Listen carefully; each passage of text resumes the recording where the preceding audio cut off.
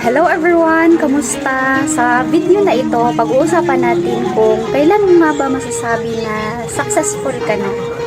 Well, para sa akin, success is not just having lots of money or high position sa trabaho. Success is when you achieve your personal goals and feel content with where you are in life. And of course, importante rin na happy ka at may balance ang personal and professional life mo. Kaya kung minsan, ang dami nating complain sa buhay natin, paminsan-minsan, tanungin mo rin ang sarili mo, na-achieve mo na ba ang mga goals mo? Or masaya ka ba sa mga ginagawa mo?